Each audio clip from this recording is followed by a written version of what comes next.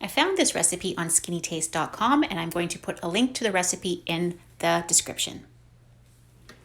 All right, so I have all of my ingredients assembled, and the first thing that goes into the bowl is a cup of all-purpose flour, and so I'm going to scoop it into my cup measure.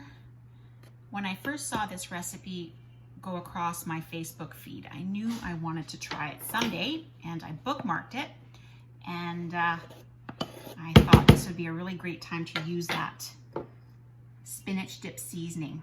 All right, so in it goes, and then it calls for 2 teaspoons of baking powder. And a really good thing to do when you use your baking powder is just to put a little bit on a plate and put some cold water on it. And if it fizzes, you're good to go. Sometimes I use baking powder that's gone bad, and then I wonder why my bannock doesn't rise or my baking goods are really flat. That would be why. The recipe does call for salt, but I'm not going to put any in. I'm trying to watch my sodium these days, so I'm going to just whisk up my flour, sift it up, get it really nice and fluffy and light. And then it calls for 1 cup of Greek yogurt. Now, it does say 0 fat, but you guys know, being in the north, that sometimes we don't always have access to exactly what we want. And so I'm going to try the 2%. We'll see how it works out. You guys will have to forgive me if it flops, but it'll be fun to see anyway. And actually, before I put my yogurt in, I should put some of my spinach dip seasoning. And I think any kind of seasoning would work. So if you've got some Epicure kicking around in your cupboards, I think that would also be kind of yummy. Kind of a tablespoon. Yeah, I think a tablespoon is more than enough for that. All right, here we go. So we've got a cup of our yogurt in our dough. This is wild. I can't believe this is actually a recipe that's going to work. Okay, in there it goes, and then I'm just going to stir in the yogurt until it is incorporated. So you guys can see in there. So far, so good. Really easy.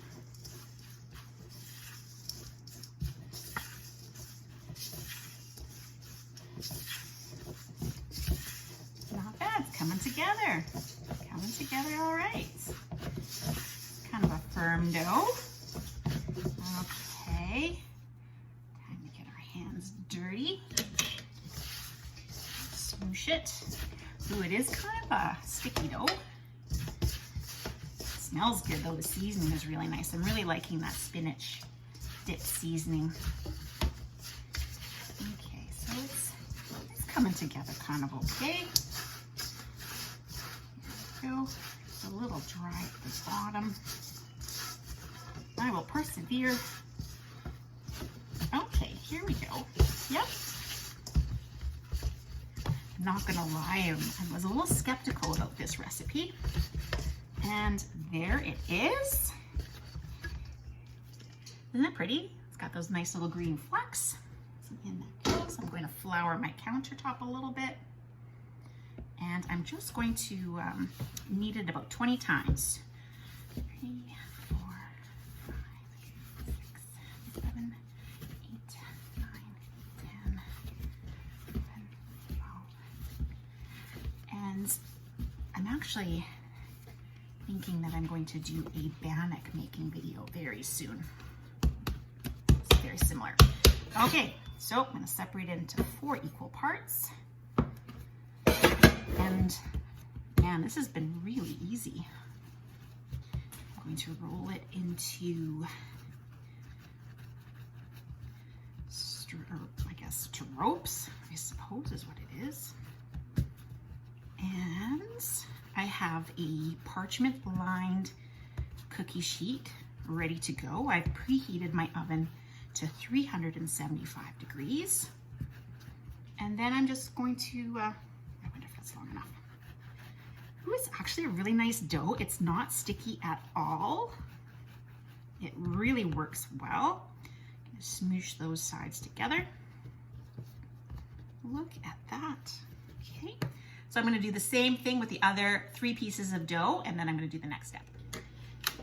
I have 1 egg white in here, and I'm just kind of giving it a bit of a zhuzh with my fork, and you can see that I have 4 fairly decent sized bagels on my pan. They were really easy to roll. They weren't that sticky at all. So I'm just gonna brush the tops with egg whites. And I think you could probably put any kind of topping you want on these, plain, sesame seeds. I've seen some everything bagel seasonings floating around, and I might try to get my hands on something like that if these turn out really well. But I have decided that I'm going to use some poppy seeds. Give it a bit of a crunch and some color. Egg white goes on there, and a little bit of poppy seeds.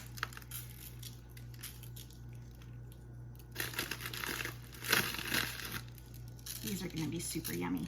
I just know it. And there we go. How easy is that? And into the oven they go for 25 minutes. And here are the finished bagels. They look really, really yummy. So here's the finished product, and I wouldn't feel right unless we actually did a taste test. And here we go. So I've let it cool for a little bit.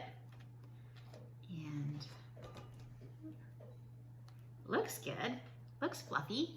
You can kind of see.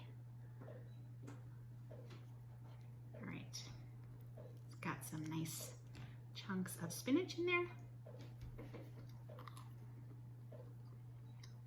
It's moist, it's fluffy.